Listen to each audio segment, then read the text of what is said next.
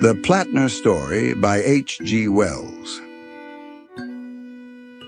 Whether the story of Gottfried Plattner is to be credited or not is a pretty question in the value of evidence. On the one hand, we have 7 witnesses. To be perfectly exact, we have 6.5 pairs of eyes and 1 undeniable fact. And on the other, we have, what is it? Prejudice? Common sense? The inertia of opinion. Never were there 7 more honest-seeming witnesses. Never was there a more undeniable fact than the inversion of Gottfried Plattner's anatomical structure. And never was there a more preposterous story than the one they have to tell. The most preposterous part of the story is the worthy Gottfried's contribution, for I count him as one of the 7. Heaven forbid that I should be led into giving countenance to superstition by a passion for impartiality, and so come to share the fate of Eusapia's patrons. Frankly, I believe there is something crooked about this business of Gottfried Plattner. But what that crooked factor is, I will admit as frankly, I do not know. I have been surprised at the credit accorded to the story in the most unexpected and authoritative quarters.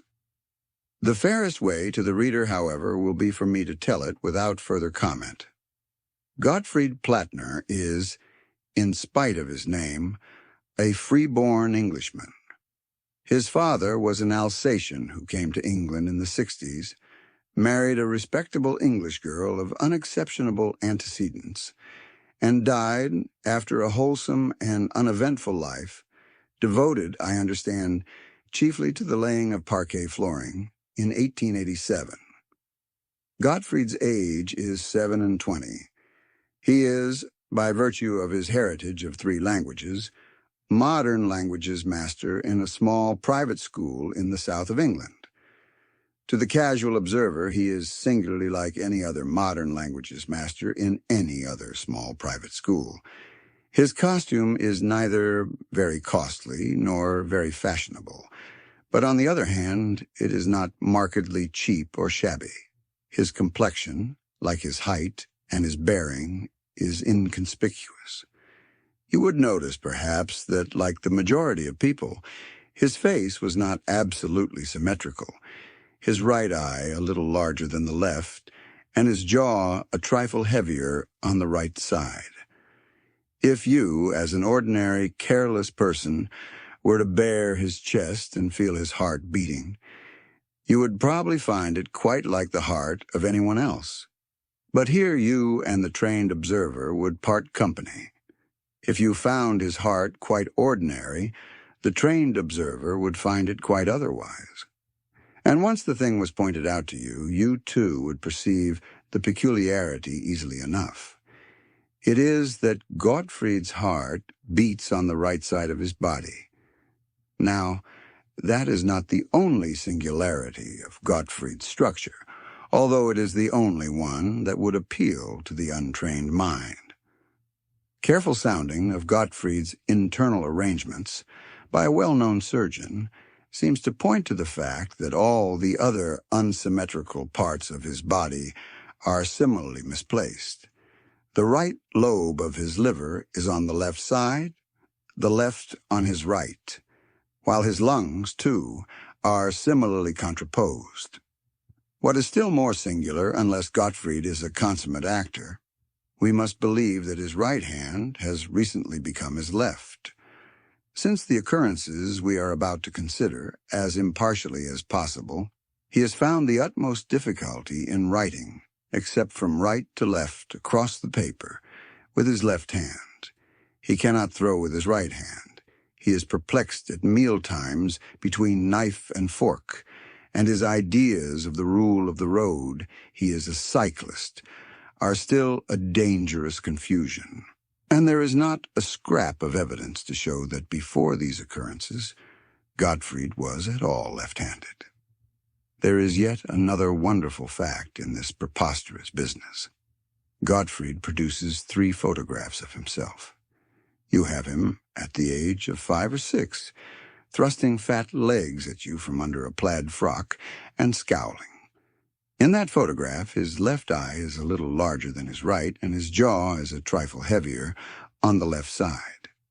This is the reverse of his present living conditions.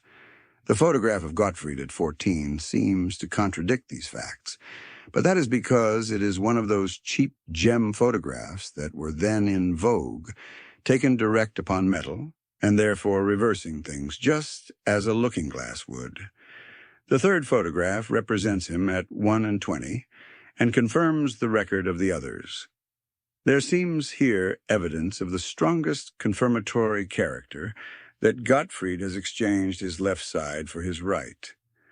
Yet how a human being can be so changed, short of a fantastic and pointless miracle, it is exceedingly hard to suggest.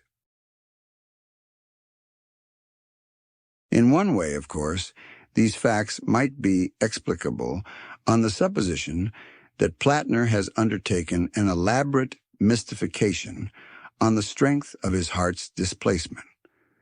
Photographs may be fudged and left-handedness imitated, but the character of the man does not lend itself to any such theory.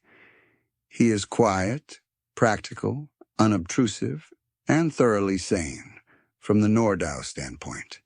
He likes beer and smokes moderately, takes walking exercise daily, and has a healthily high estimate of the value of his teaching.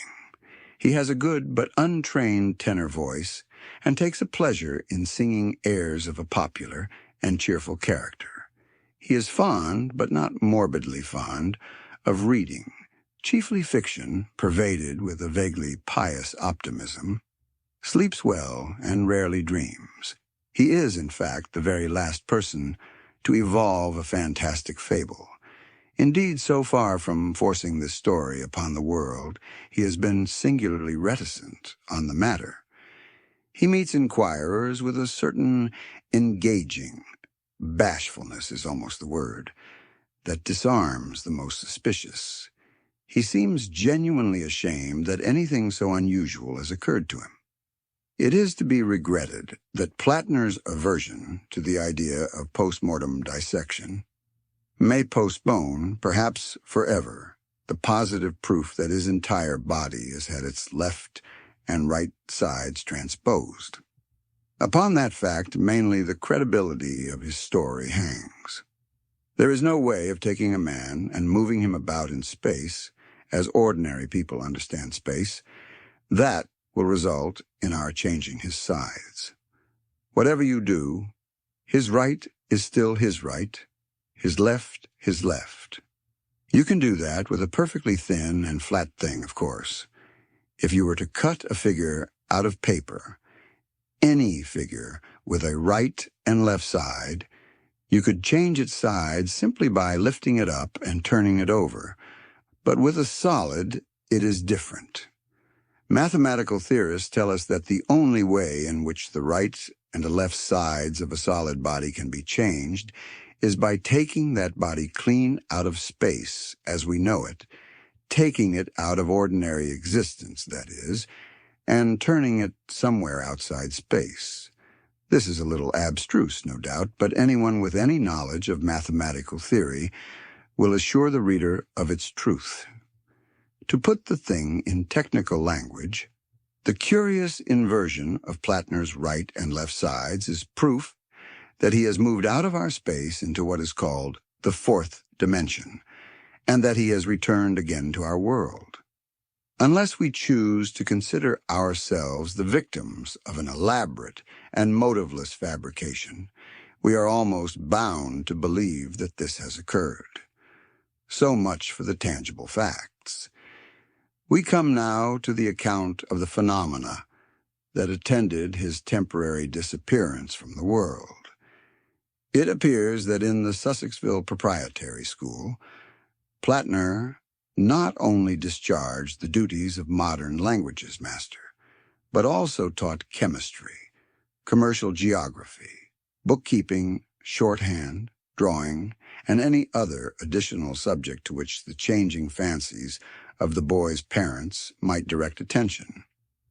He knew little or nothing of these various subjects, but in secondary, as distinguished from board or elementary schools, knowledge in the teacher is, very properly, by no means so necessary as high moral character and gentlemanly tone.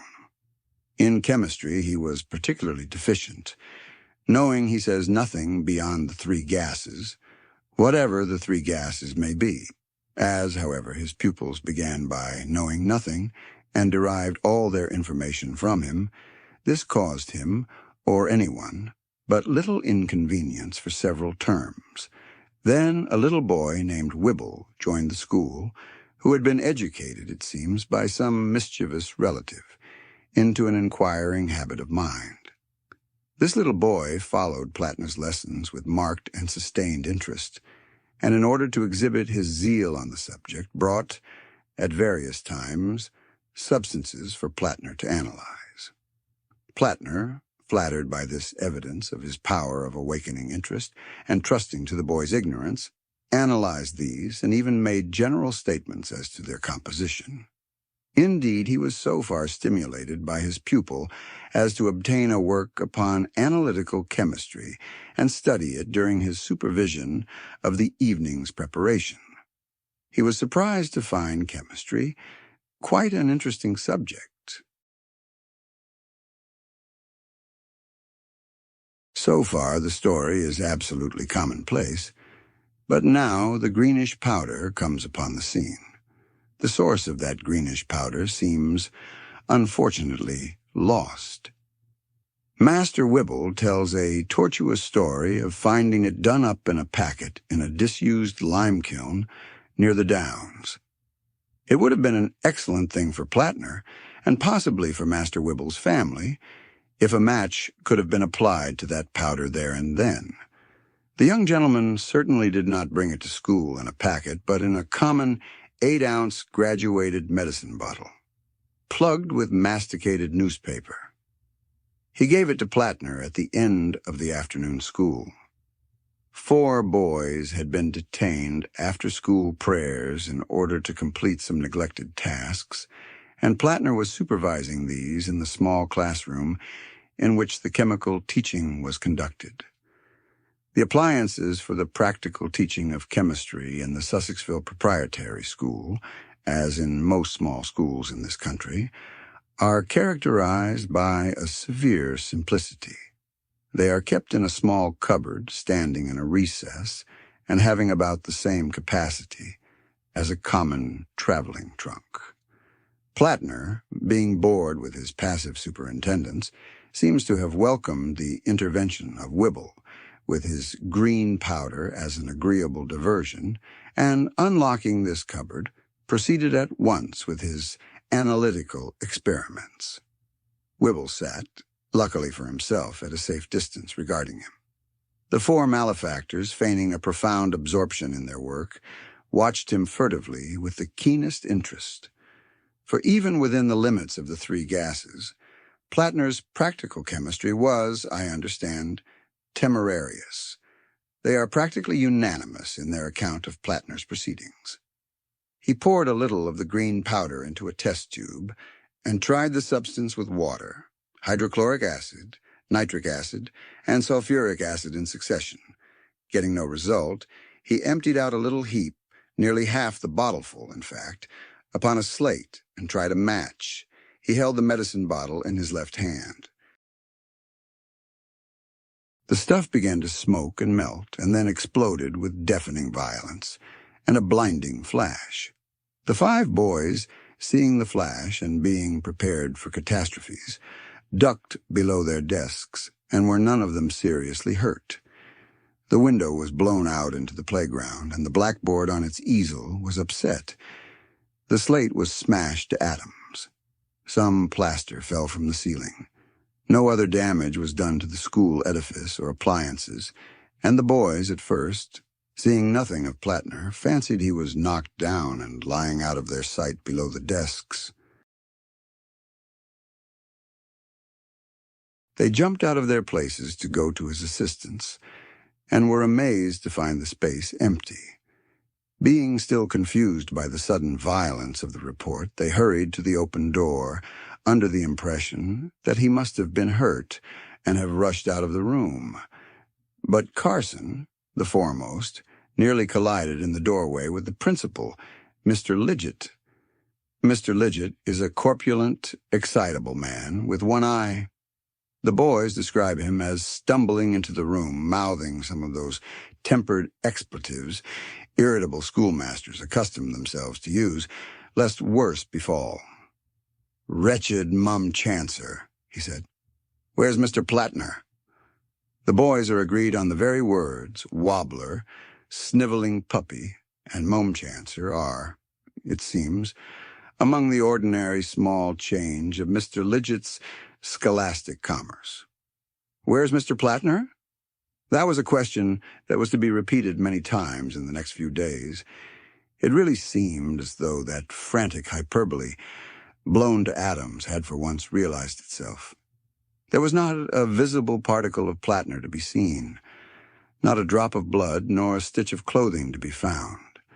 Apparently he had been blown clean out of existence and left not a rack behind, not so much as would cover a sixpenny piece, to quote a proverbial expression. The evidence of his absolute disappearance as a consequence of that explosion is indubitable. It is not necessary to enlarge here upon the commotion excited in the Sussexville Proprietary School and in Sussexville and elsewhere by this event.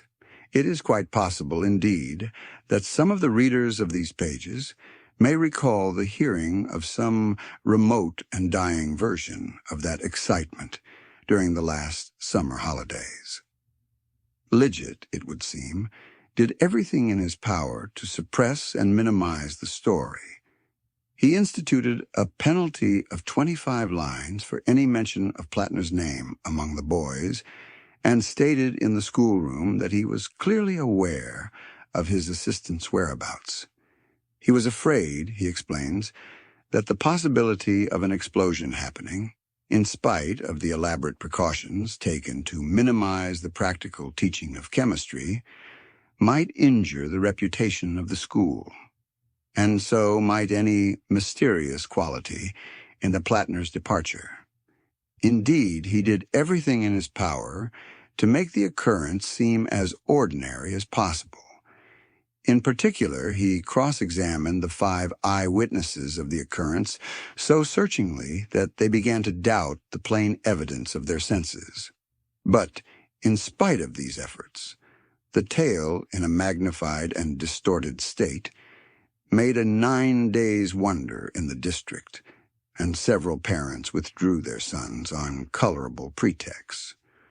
Not the least remarkable point in the matter is the fact that a large number of people in the neighborhood dreamed singularly vivid dreams of Plattner during the period of excitement before his return, and that these dreams had a curious uniformity. In almost all of them, Plattner was seen, sometimes singly, sometimes in company, wandering about through a coruscating iridescence. In all cases, his face was pale and distressed, and in some he gesticulated towards the dreamer. 1 or 2 of the boys, evidently under the influence of nightmare, fancied that Plattner approached them with remarkable swiftness, and seemed to look closely into their very eyes. Others fled with Plattner from the pursuit of vague and extraordinary creatures, of a globular shape. But all these fancies were forgotten in inquiries and speculations when, on the Wednesday next, but one after the Monday of the explosion, Plattner returned. The circumstances of his return were as singular as those of his departure.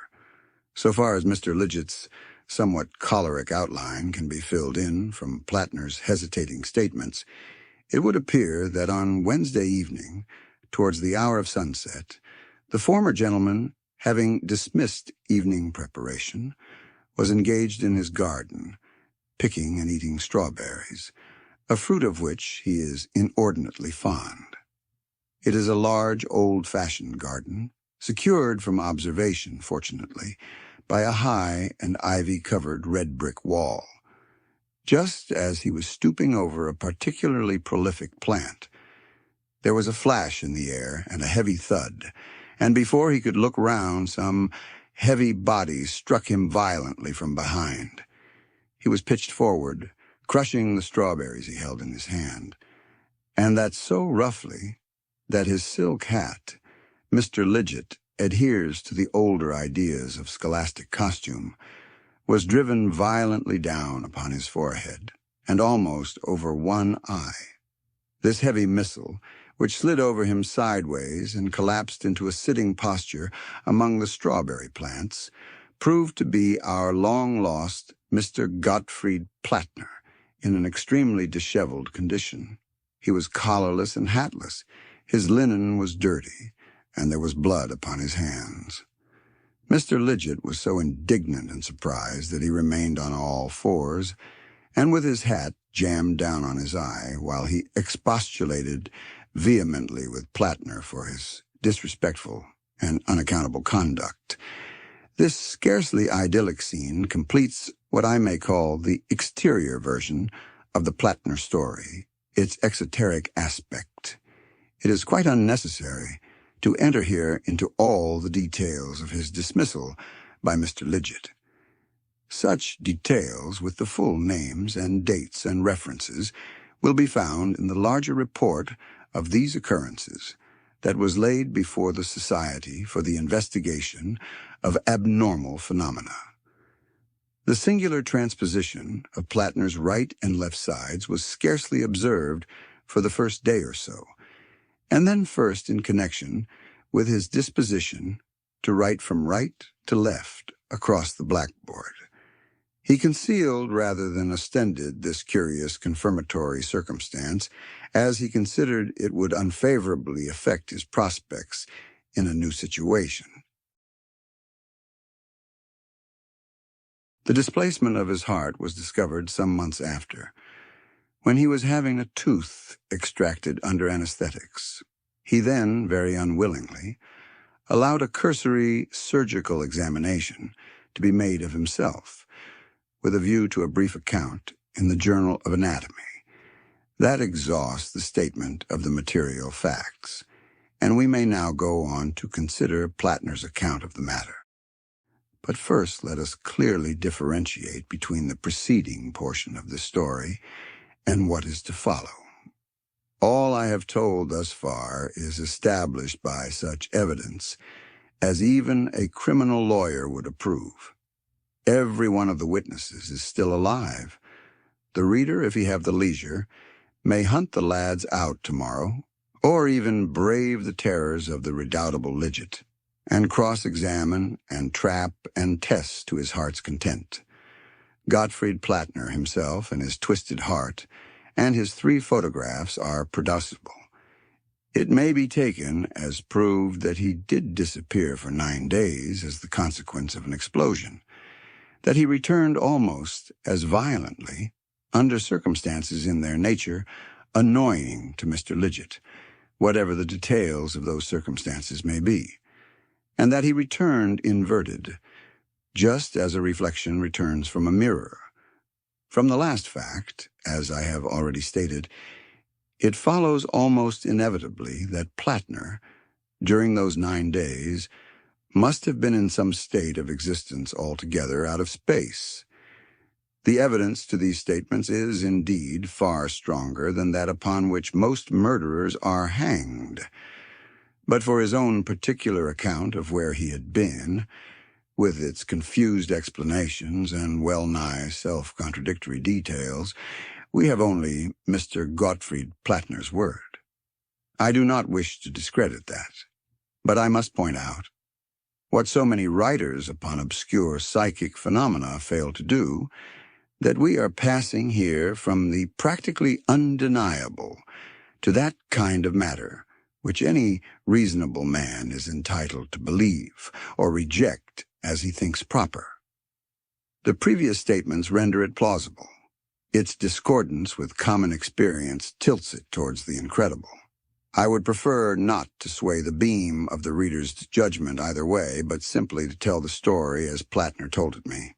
He gave me his narrative, I may state, at my house at Chislehurst, and so soon as he had left me that evening, I went into my study and wrote down everything as I remembered it. Subsequently, he was good enough to read over a typewritten copy, so that its substantial correctness is undeniable. He states that at the moment of the explosion, he distinctly thought he was killed. He felt lifted off his feet and driven forcibly backward. It is a curious fact for psychologists that he thought clearly during his backward flight, and wondered whether he should hit the chemistry cupboard or the blackboard easel. His heels struck ground, and he staggered and fell heavily into a sitting position on something soft and firm. For a moment, the concussion stunned him. He became aware at once of a vivid scent of singed hair, and he seemed to hear the voice of Lidget asking for him. You will understand that for a time his mind was greatly confused. At first he was distinctly under the impression that he was still in the classroom.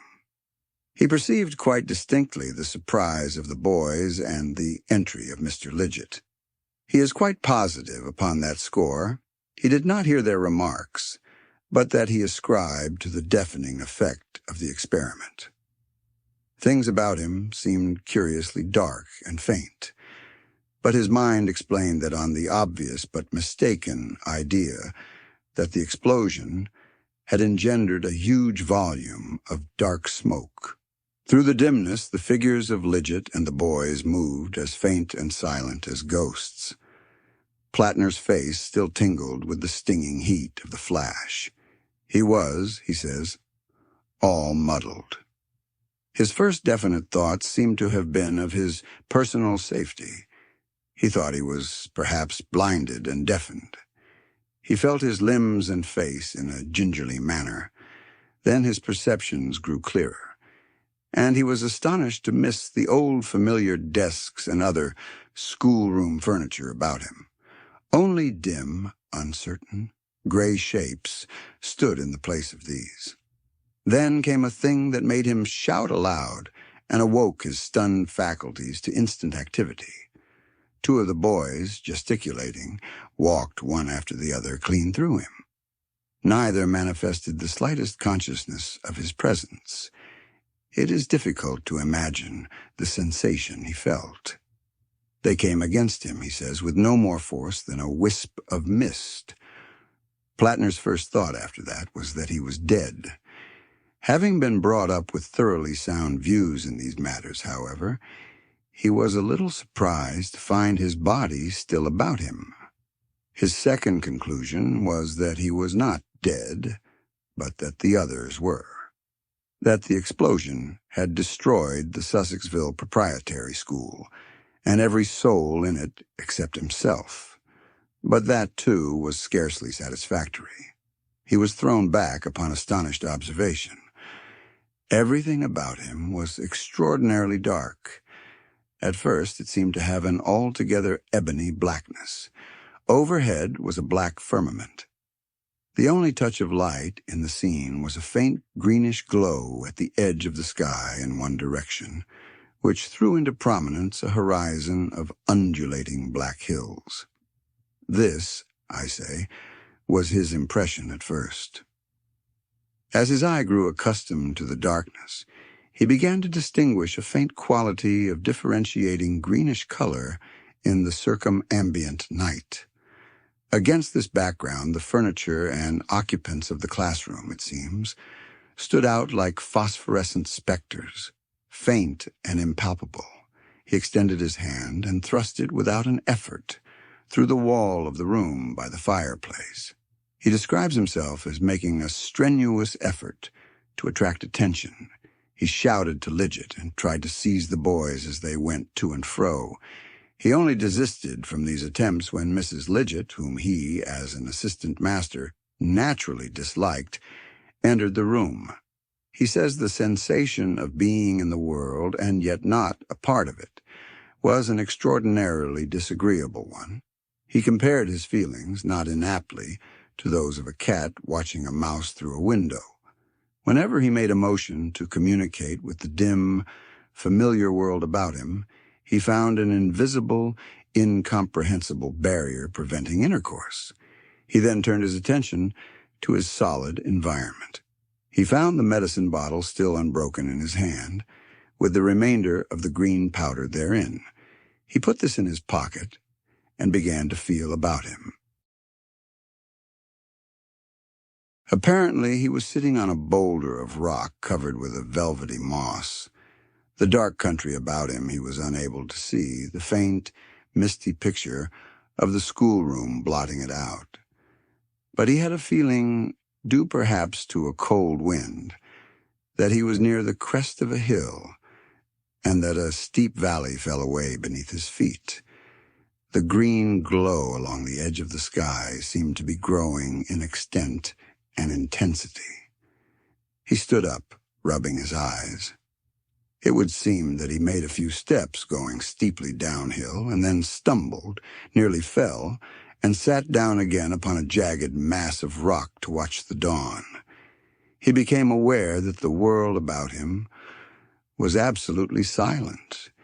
It was as still as it was dark, and though there was a cold wind blowing up the hill face, the rustle of grass, the soughing of the boughs that should have accompanied it, were absent.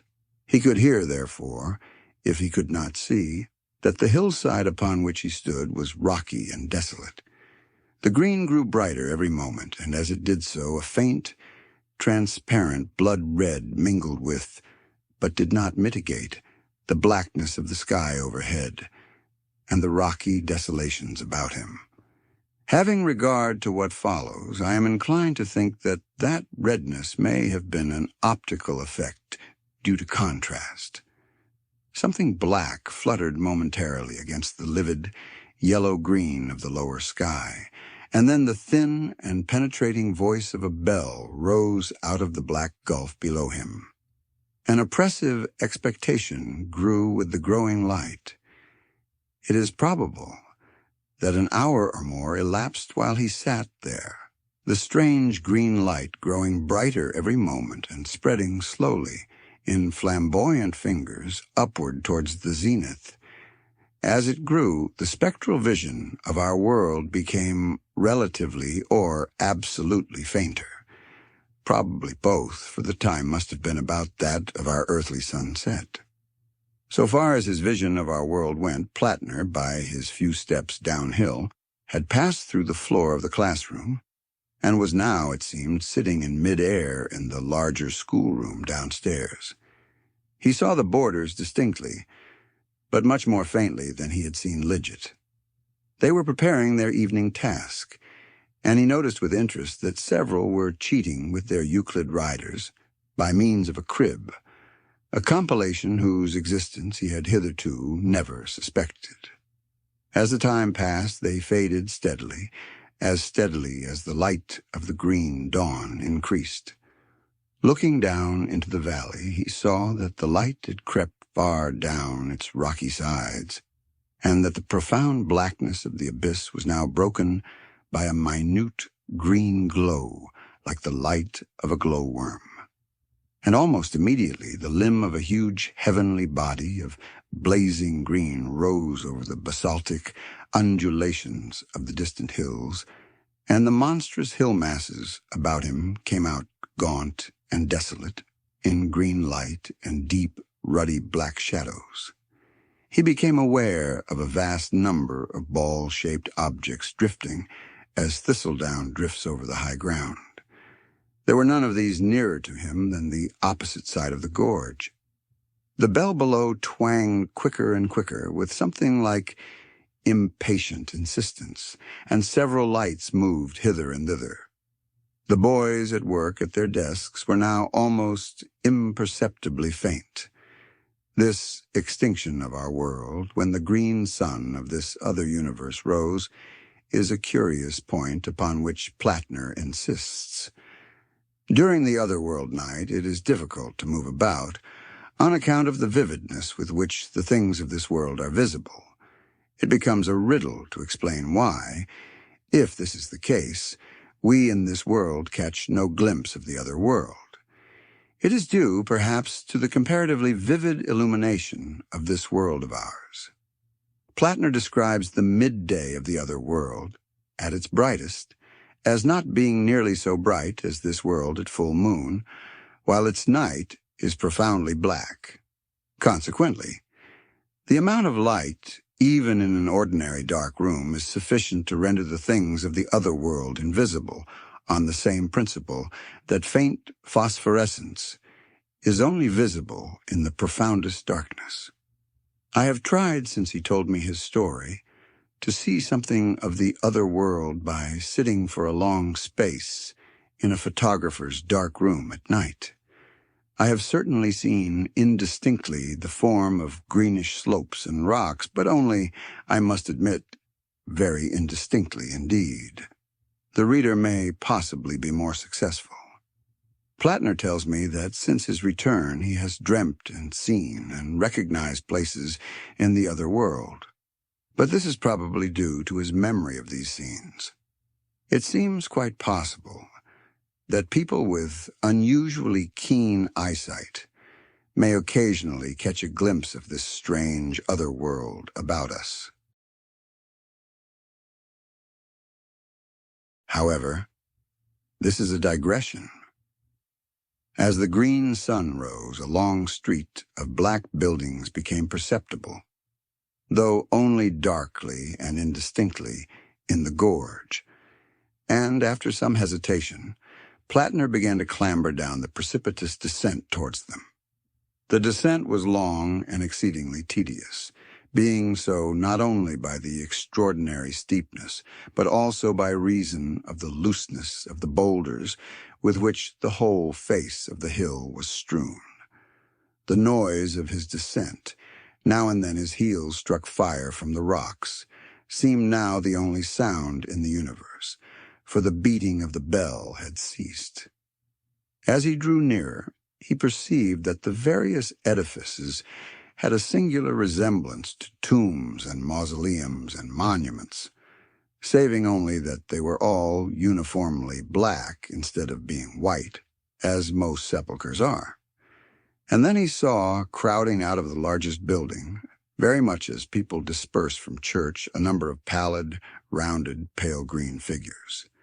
These dispersed in several directions about the broad street of the place, some going through side alleys and reappearing upon the steepness of the hill, others entering some of the small black buildings which lined the way. At the sight of these things drifting up towards him, Plattner stopped, staring. They were not walking. They were indeed limbless, and they had the appearance of human heads, beneath which a tadpole-like body swung. He was too astonished at their strangeness, too full, indeed, of strangeness, to be seriously alarmed by them. They drove towards him, in front of the chill wind that was blowing uphill, much as soap bubbles drive before a draught. And as he looked at the nearest of those approaching, he saw it was indeed a human head, albeit with singularly large eyes, and wearing such an expression of distress and anguish as he had never seen before upon mortal countenance. He was surprised to find that it did not turn to regard him, but seemed to be watching and following some unseen moving thing. For a moment he was puzzled, and then it occurred to him that this creature was watching with its enormous eyes something that was happening in the world he had just left. Nearer it came, and nearer, and he was too astonished to cry out. It made a very faint fretting sound as it came close to him. Then it struck his face with a gentle pat. Its touch was very cold, and drove past him, and upward towards the crest of the hill. An extraordinary conviction flashed across Plattner's mind that this head had a strong likeness to Lidget. Then he turned his attention to the other heads that were now swarming thickly up the hillside. None made the slightest sign of recognition.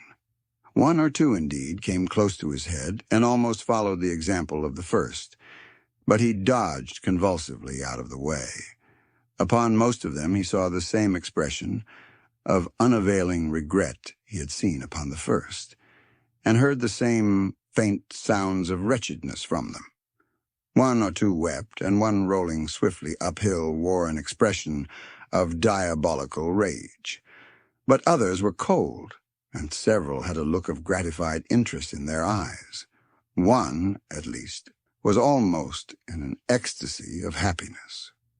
Plattner does not remember that he recognized any more likenesses in those he saw at this time. For several hours, perhaps, Plattner watched these strange things dispersing themselves over the hills, and not till long after they had ceased to issue from the clustering black buildings in the gorge did he resume his downward climb. The darkness about him increased so much that he had a difficulty in stepping true. Overhead the sky was now a bright, pale green. He felt neither hunger nor thirst. Later, when he did, he found a chilly stream running down the center of the gorge, and the rare moss upon the boulders, when he tried it at last in desperation, was good to eat.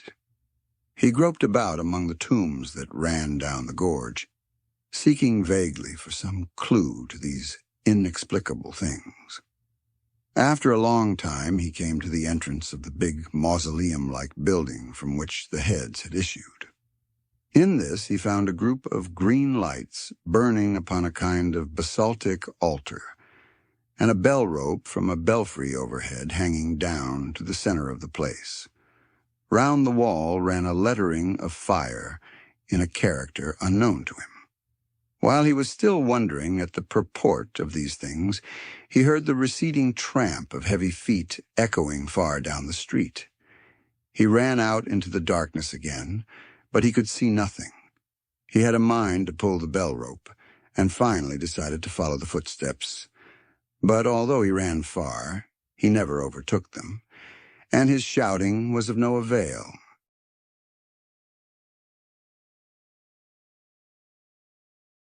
The gorge seemed to extend an interminable distance. It was as dark as earthly starlight throughout its length, while the ghastly green day lay along the upper edge of its precipices. There were none of the heads now below. They were all, it seemed, busily occupied along the upper slopes. Looking up, he saw them drifting hither and thither, some hovering stationary, some flying swiftly through the air. It reminded him, he said, of big snowflakes, only these were black and pale green.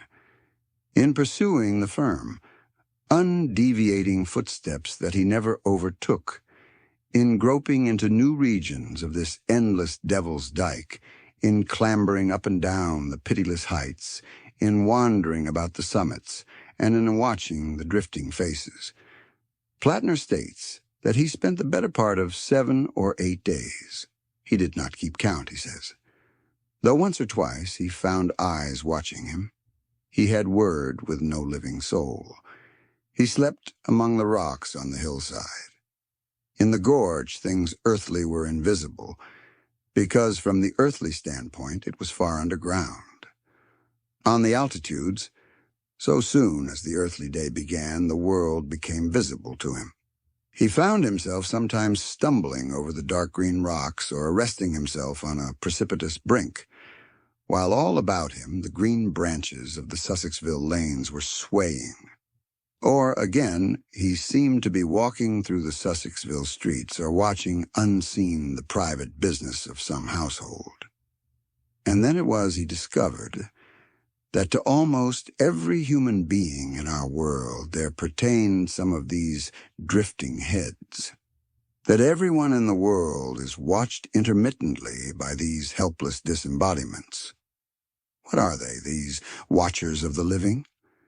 Plattner never learned. But two that presently found and followed him were like his childhood's memory of his father and mother. Now and then other faces turned their eyes upon him, eyes like those of dead people who had swayed him, or injured him, or helped him in his youth and manhood. Whenever they looked at him, Plattner was overcome with a strange sense of responsibility. To his mother he ventured to speak, but she made no answer. She looked sadly, steadfastly, and tenderly, a little reproachfully too, it seemed, into his eyes. He simply tells this story. He does not endeavor to explain. We are left to surmise who these watchers of the living may be, or if they are indeed the dead, why they should so closely and passionately watch a world they have left forever.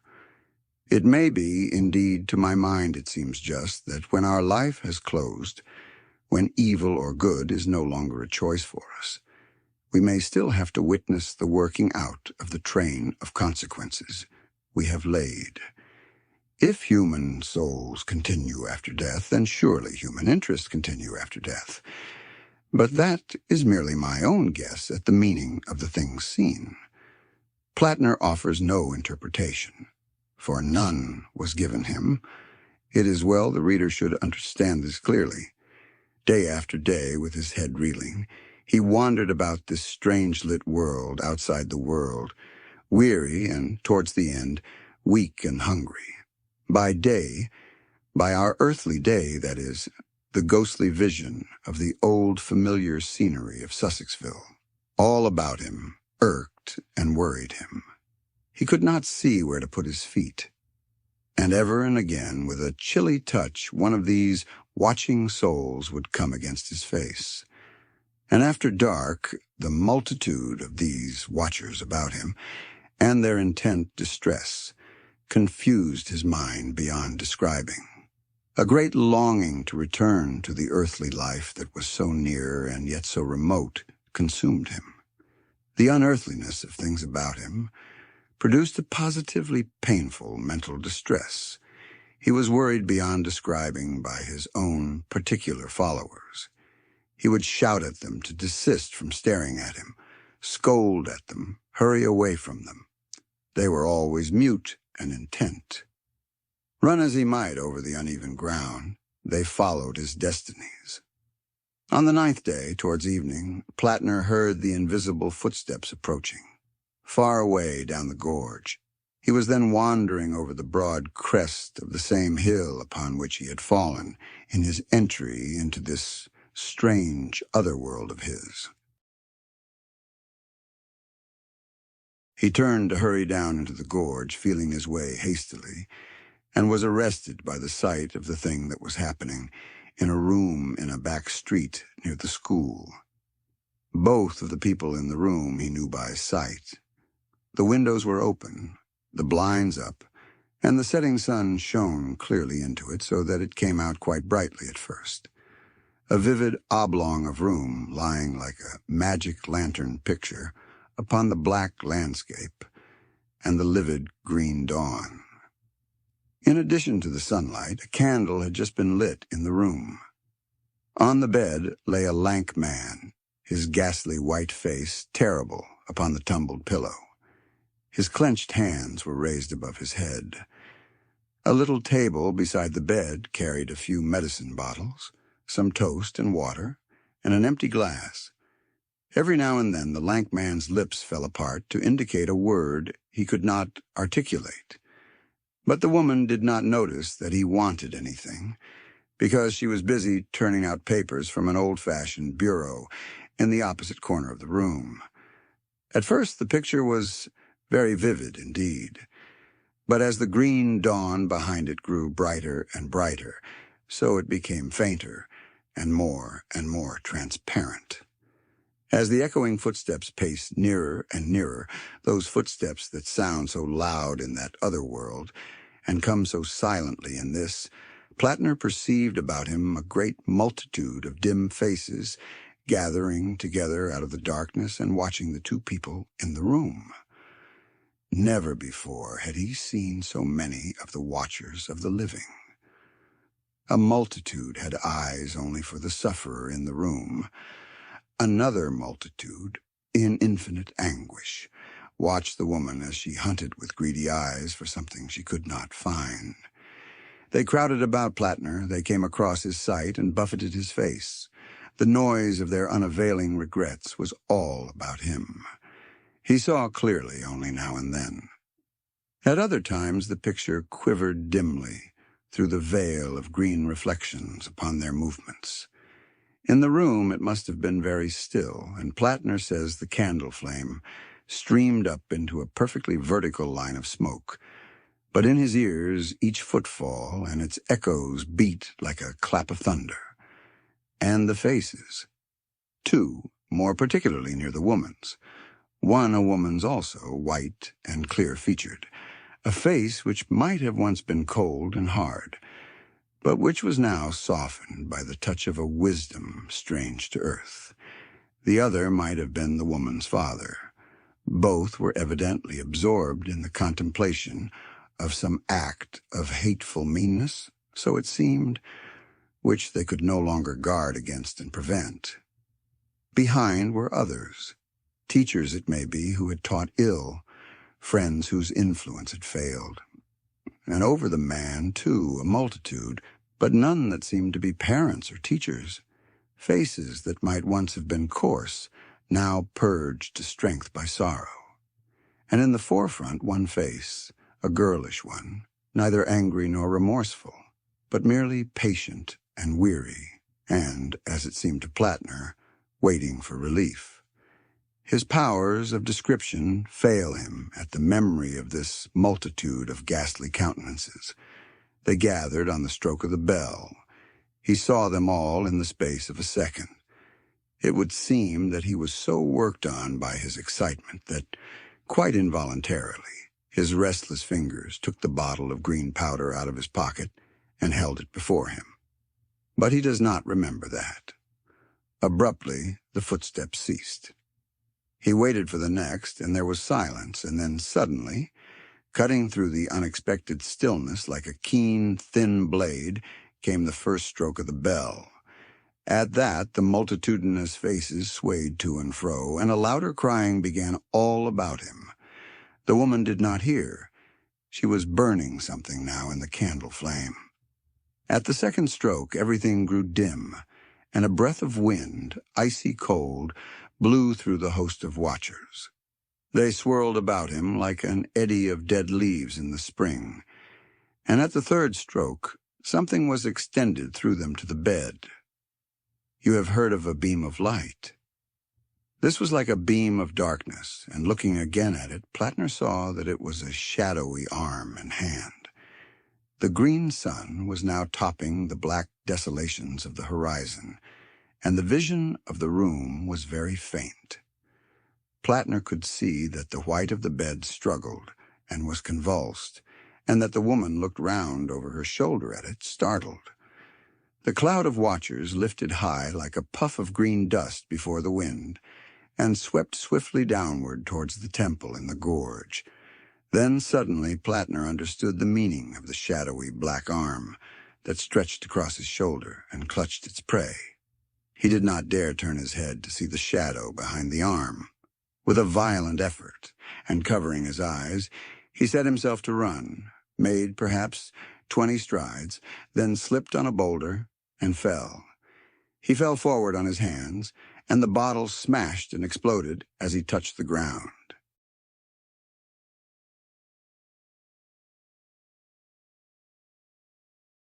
In another moment he found himself stunned and bleeding, sitting face to face with Lidget in the old walled garden behind the school. There the story of Plattner's experiences ends. I have resisted, I believe successfully, the natural disposition of a writer of fiction to dress up incidents of this sort. I have told the thing as far as possible in the order in which Plattner told it to me. I have carefully avoided any attempt at style, effect, or construction. It would have been easy, for instance, to have worked the scene of the deathbed into a kind of plot in which Plattner might have been involved. But quite apart from the objectionableness of falsifying a most extraordinary true story, any such trite devices would spoil, to my mind, the peculiar effect of this dark world, with its livid green illumination and its drifting watchers of the living which, unseen and unapproachable to us, is yet lying all about us. It remains to add that a death did actually occur in Vincent Terrace, just beyond the school garden, and, so far as can be proved, at the moment of Plattner's return. Deceased was a rate collector and insurance agent. His widow, who was much younger than himself, married last month a Mr. Whymper, a veterinary surgeon of all beating. As the portion of this story given here has in various forms circulated orally in Sussexville, she has consented to my use of her name on condition that I make it distinctly known that she emphatically contradicts every detail of Plattner's account of her husband's last moments. She burnt no will, she says, although Plattner never accused her of doing so. Her husband made but one will, and that just after their marriage. Certainly, from a man who had never seen it, Plattner's account of the furniture of the room was curiously accurate. One other thing, even at the risk of an irksome repetition, I must insist upon, lest I seem to favor the credulous, superstitious view. Plattner's absence from the world for 9 days is, I think, proved, but that does not prove his story.